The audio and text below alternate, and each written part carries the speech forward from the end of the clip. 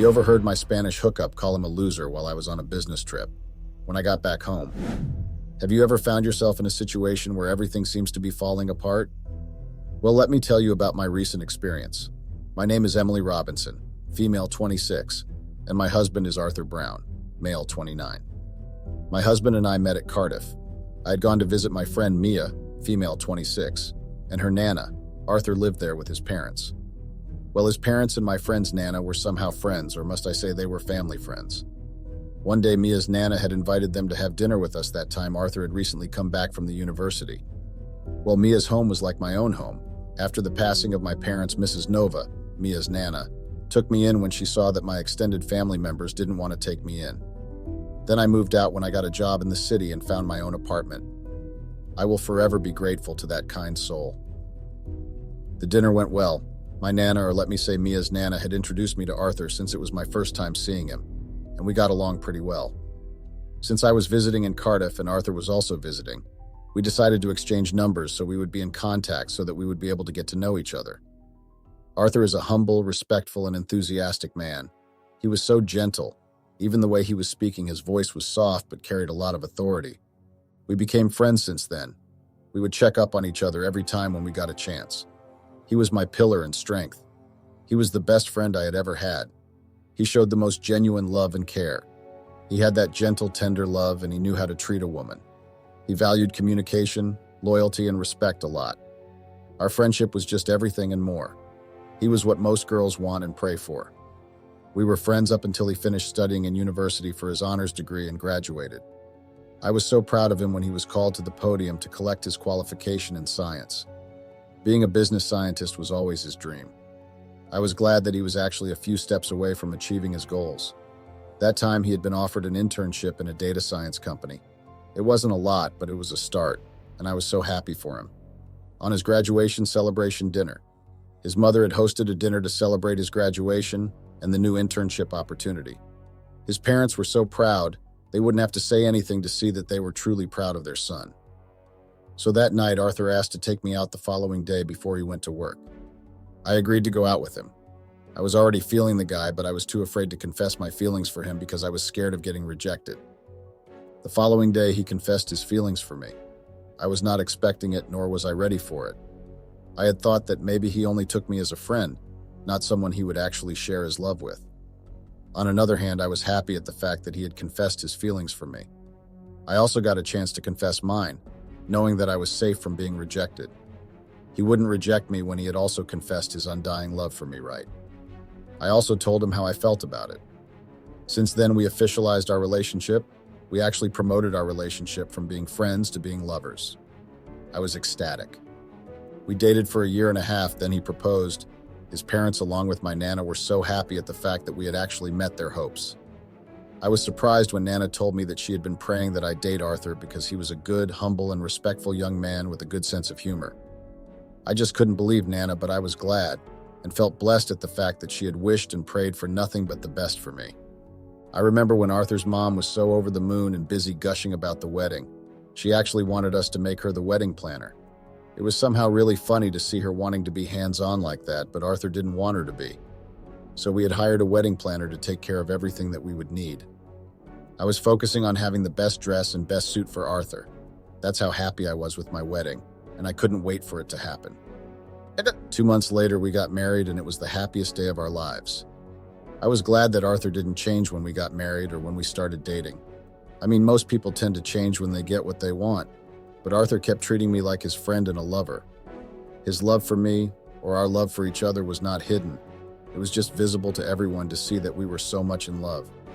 We actually became like siblings because of the way we were free and sometimes crazy towards each other. Sure, we had our fair share of ups and downs, arguments just like any other couple, but we maintained the communication. We made sure to not go to bed while angry at one another.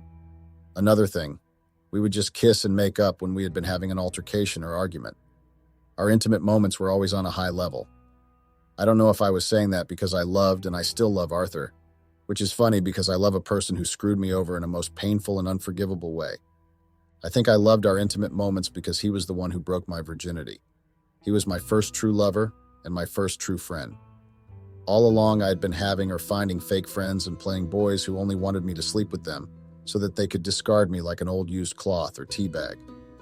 I had my doubts about Arthur when we first started dating, but the time that we had spent in getting to know each other while we were friends really helped because I got into a relationship with him, knowing what I was outing myself into. It was nothing but bliss. Time passed, I started getting bored. I mean, I am a writer and I own a publishing company, so I was always in the house because I was not working for any company but myself. Arthur was always at work and he would come back later when he had knocked off. He didn't change, you know. He was the same husband that I had fallen in love with, and my love for him kept growing each and every time when I looked at him. I loved the fact that he was very much supportive and always there for me when I needed him. I don't know what really came over me when I destroyed the only good thing I had going. So when time passed, I recently went on a business trip. I had a client that I had to meet up with who wanted their book to be published by me. It was supposed to be a 4-day trip, but my husband had already planned or extended my trip, so it was a business and leisure trip.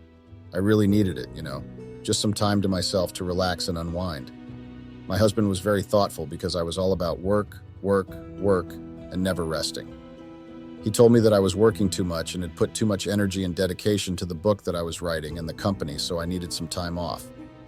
I was happy at the fact that he had actually thought of my well-being because I tried telling him that I wanted to first finish the book, then I would go on a trip after, but he refused. He told me that the book and the company won't have anyone to finish it when I get sick and get admitted to the hospital. You know, sometimes I hate how he was always right about things. I was working a lot to a point that I didn't even get time for myself. But I can't complain because writing is what I love and what I'm good at. It's the only thing that makes me think about only good things. It was actually like my meditation process. So I took his offer and went to the business trip that needed my attention in South Africa, meaning I will also just stay there for a few weeks just to relax my mind and body. I fell in love with that country the first time I had visited with my parents when they were still alive, along with Mia and her Nana. Since then, I promised myself that once I start affording, I would go back to visit it again. And to my luck, the business took me there. The weather is so good and warm, it is a very relaxing country, despite the news that we would hear about it. South Africa is a very precious and welcoming country. I love everything about it, and I decided that during my trip, well, once I have done with what really took me to that country, which was business, I would travel and explore South Africa. During my trip, I went to a province called Zulu Natal or something like that. I'm a person who loves African cultures, and I must say that the Zulu and the Sotho culture really took my heart, from the activities that they do, food they eat, and their cultural sites, the way they dance. It's just so amazing. I really enjoyed my trip to South Africa, and I'm going to go back to visit again. I want to explore more about South African cultures, and maybe I will find myself learning a few African languages. While I was still enjoying the warm weather in Durban in South Africa, even going to the beach was enjoyable. So I went to this corner that sells Zulu traditional food around where I was renting. I bumped into a very handsome, well-built, and humble guy when I had just placed my order. The guy asked if he could join my table since the restaurant was full and I was sitting alone. I gave the guy a go-ahead and he joined me. We waited for our food over some light conversation. During my trip, I made a terrible mistake. I had an affair. I thought I could keep it a secret, you know, but I guess nothing stays under the carpet for too long.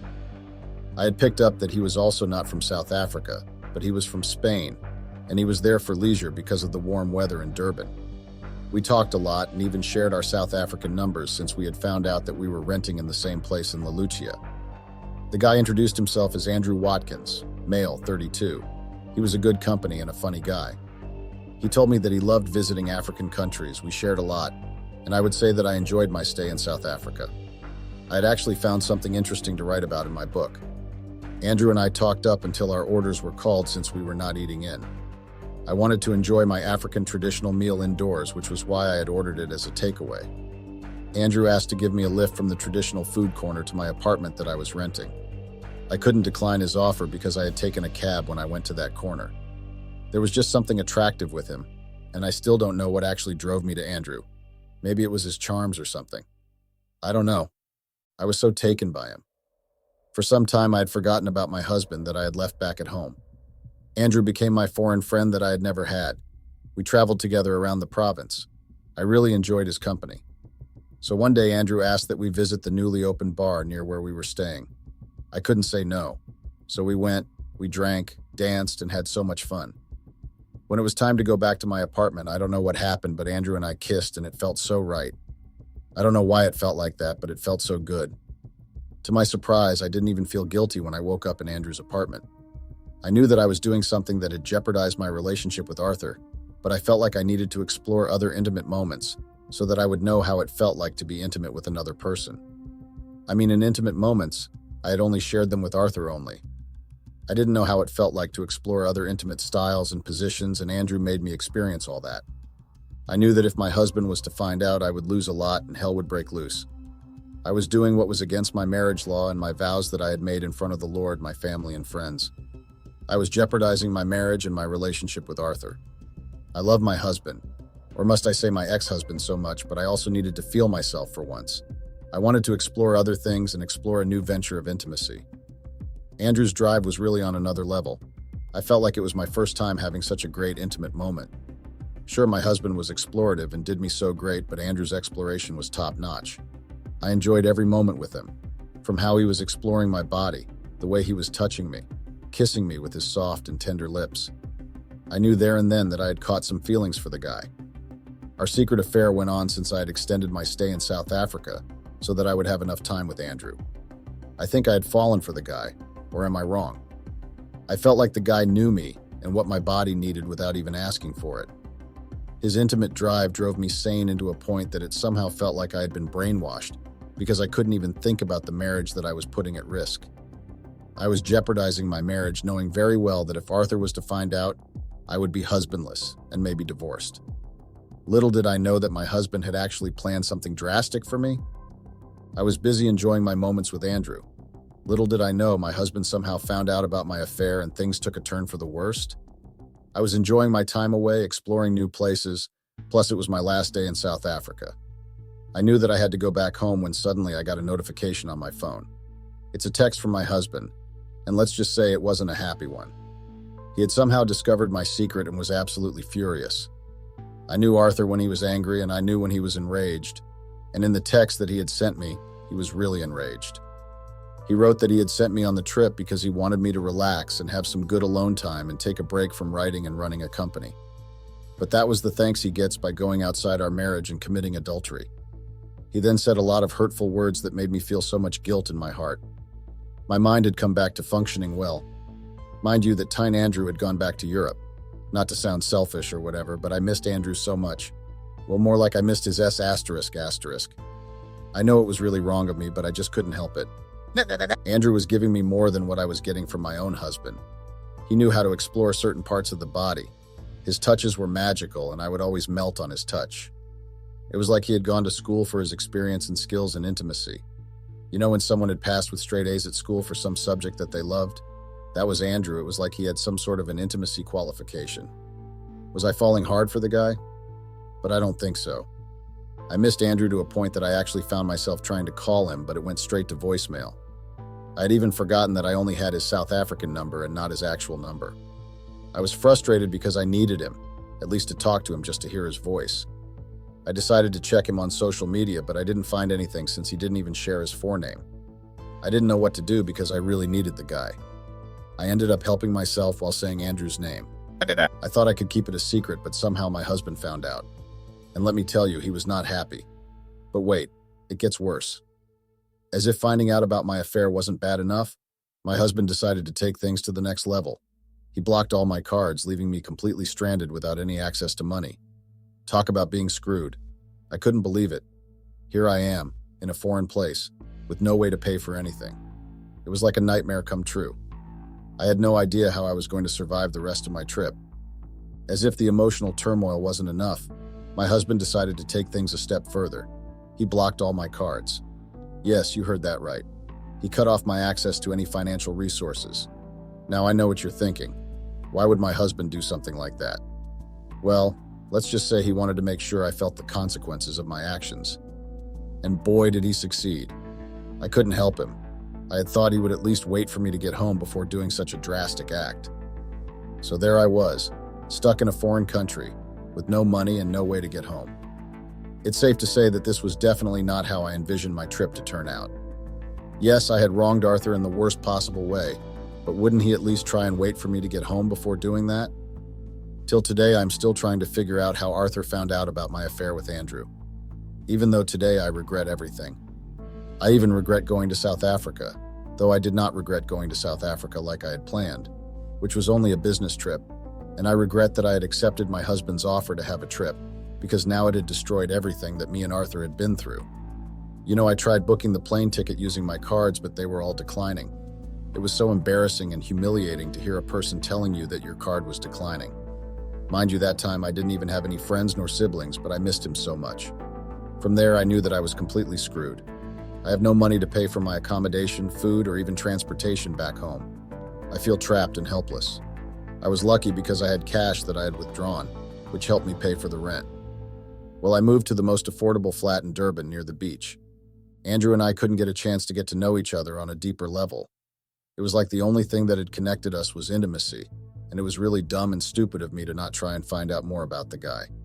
I just couldn't believe Arthur. I mean, how he could do something like that to the person he claimed to love. I was so heartbroken to the point that I took the last money that I had and went to find a cheaper place to crash until I had found the way to get back home. It was a wake-up call for me.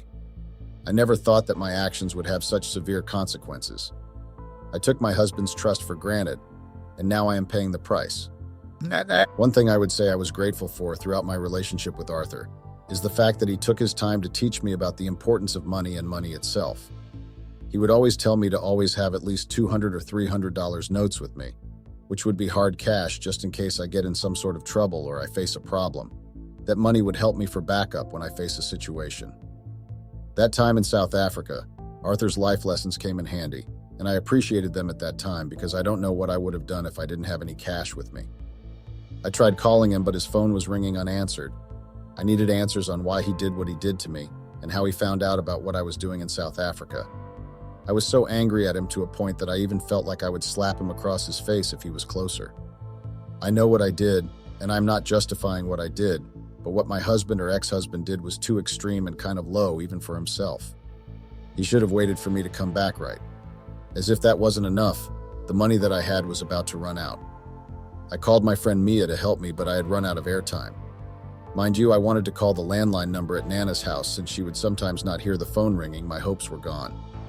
I was about to be stranded and homeless in a foreign country because my husband had decided to just block all my bank accounts, including the one that I had been saving on. Talk about a bummer. A month passed and I was still in South Africa. I had a hope that maybe Arthur would at least call me and tell me to come back home or at least unblock my cards.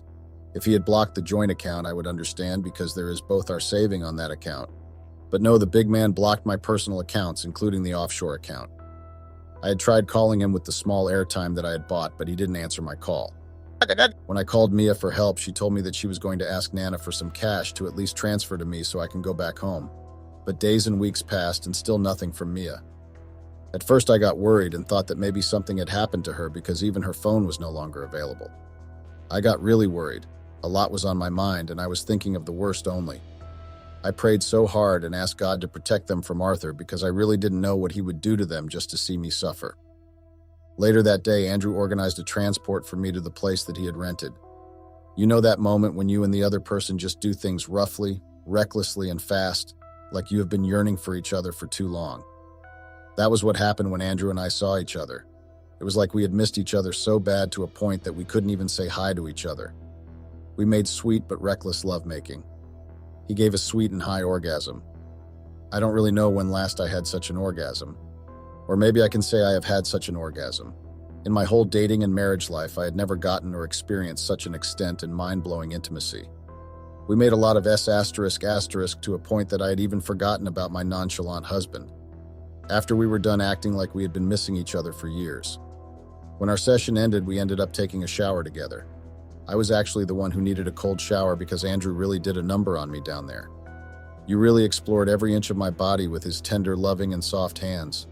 I really loved it, you know. I even forget that I was married to the love of my life, but he was boring and too busy to even explore our S*** life. I started hanging out a lot with Andrew. He was really a very great distraction and he made me feel so much alive again. I know it was really wrong of me to get attached to a stranger that I had met in a foreign country, but I just couldn't help it. Andrew made me feel noticed and appreciated, you know. He made sure to always compliment me, even the smallest things I did. He noticed me. The way Andrew and I got close, it was somehow scary because I had become carefree and cared less about other things.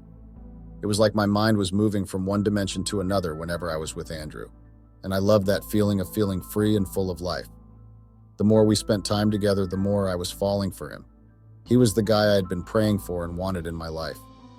Most of the time I would feel lonely, and like there was a missing puzzle that would make my heart full and complete whenever Andrew was not around, or he would be busy checking up on me the whole day. At first, I justified my affair with Andrew by telling myself that it was just a little harmless fun. But as time went on, I realized that I had fallen deeply in love with him.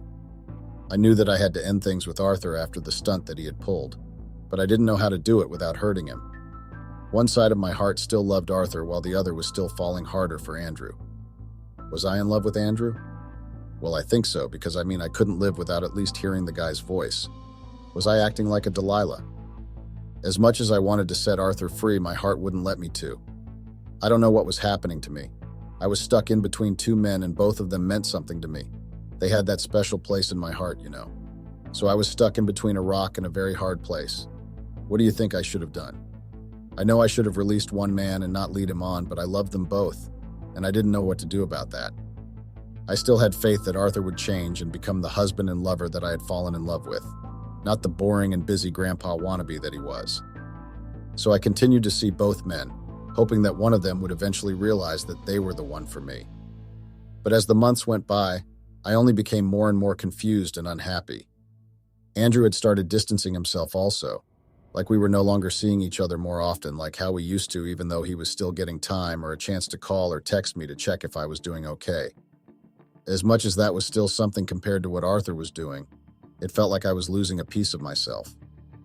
One day I was spending the night with Andrew. Yes, I was still in South Africa, but I had planned to go back home the following week, when Andrew also goes back to Spain.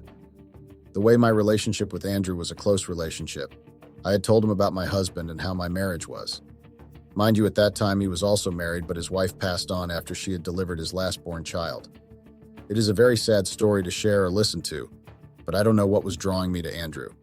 It was like the more we shared our life stories, the more we got closer and closer to each other, and I was falling much harder and dangerous to the guy. As I was chilling with Andrew in his rented apartment, he went to the bathroom as the person who was going to come back sooner. So the time he went to the bathroom, we were talking about my marriage and how much I was not satisfied sexually. While Andrew was in the bathroom, I received a call from Arthur, which really took me by surprise because I had thought he had forgotten about me and the fact that he had a wife that he pulled a stunt on and left her stranded in a foreign country. I was on a call with Arthur, hearing him apologizing and asking me when I will come back home. Andrew got back speaking and didn't notice that I was on a call with someone. He asked me when will I stand up for myself and leave the loser that I had married because no sane person would block their wife's important accounts, while knowing that the wife was outside the country, then act like a girl just because he had found out about the night I had with him, Andrew. He kept talking. I tried signaling him that I was on the call with someone else, but the guy just ignored me and continued telling me that I had married a shame of a husband and called him a loser again. On the other hand, Arthur was hearing the whole thing imagined. I was just tongue-tied. I didn't know how to respond and who to respond to because on the other side, Arthur was busy asking why I had told our marital issues to my affair. Then Arthur, started throwing tantrums at me and telling me, well, more like demanding me to go back home if I didn't want him to be the one to fetch me from South Africa. Arthur was super enraged to a point that I felt like if I was near him, I don't know and can't imagine what would have happened to me. Arthur is a very private person, and he doesn't want his life matters to be known by the outside world. So I had made the worst mistake ever for sharing my marriage predicament with Andrew. The following week, I went back to the United States. Well, being in South Africa really helped me focus more on Angela's book that she wanted my company to publish. So instead of virtual communications, we would meet up and go to details with other information that was missing or change certain things. You know what Arthur did was somehow a blessing in disguise. So I knew that as I was going back to the States, I had to publish the book first thing when I got there because we were done with everything that was needed to complete the book. When I got home, I found Arthur looking like he was ready to murder anything that made him angry. I knew that I had to be honest with him without waiting for him to even ask about my abomination. I had to tell him that I was in love with Andrew, but I didn't know how he would react. I know it was very wrong of me to hide such an abomination and serious thing from him, and for him to find out the way he did. But I was confused and didn't know what to do. So I continued leading him on, even though my heart was slowly falling out of love with Arthur. I knew there and then that my marriage had been ruined, and there was no chance of survival in it.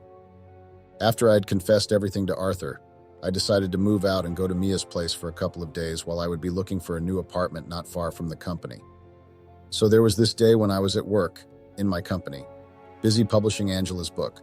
I was called by one of my editors telling me that something was happening outside. I had to rush and check it out. It didn't even come to me that my car was being repossessed. I asked the people who were busy repossessing my car why they were doing that. Yes, the car was brought by Arthur as a gift on our first-year anniversary, and I had thought that maybe it was fully paid out.